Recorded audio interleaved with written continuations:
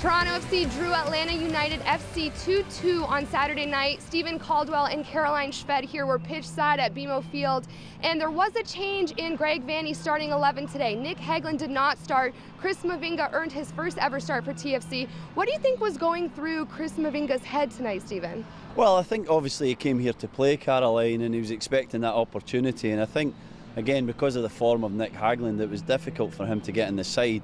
He waited patiently in his opportunity. Greg Vanney decided it was going to come tonight. And I'm sure he was a little bit nervous to get out there and hoping to obviously impress on a big occasion for him. Toronto FC has been so solid in their defense, such a strong team, 3 clean sheets on the season. They didn't exactly have the performance they wanted defensively tonight. Yeah, maybe a little bit because of that decision to bring in Mavinga. Obviously, they've been very settled in that back three, and I felt like, you know, obviously against a very exciting and attacking Atlanta United side. So I feel like Mavinga looked very good at a lot of times. I give him some responsibility on the second goal, or a lot of responsibility. It was a long ball forward. He should have been concentrating a little bit more and aware of that. And then unfortunately for him, he couldn't really make amends because 5 minutes later he left the field through a rib injury, it seemed.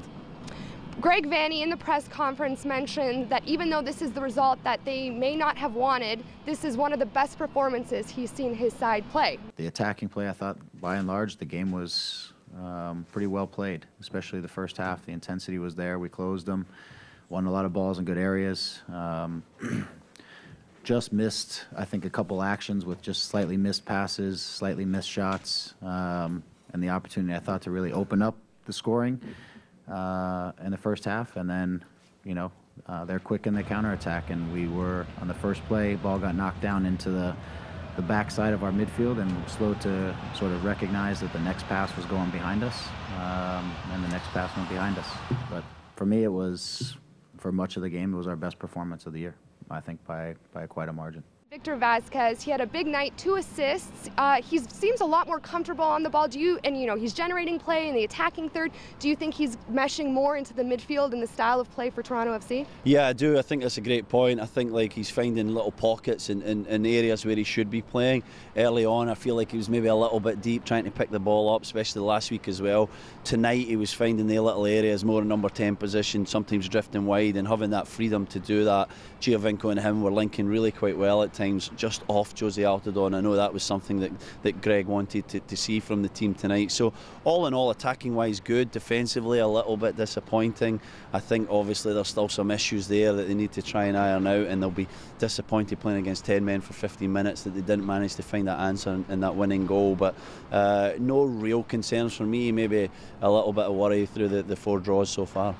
Sebastian Giovinco scores his first goal of the 2017 season. Do you think there's more to come from him now that he got the monkey off his back? Yeah, I certainly do, and we know he's a player that thrives on that kind of, you know, form, and his goals usually come in bundles. You know, he gets them together. You know, so I felt like he was very dangerous, especially after that goal.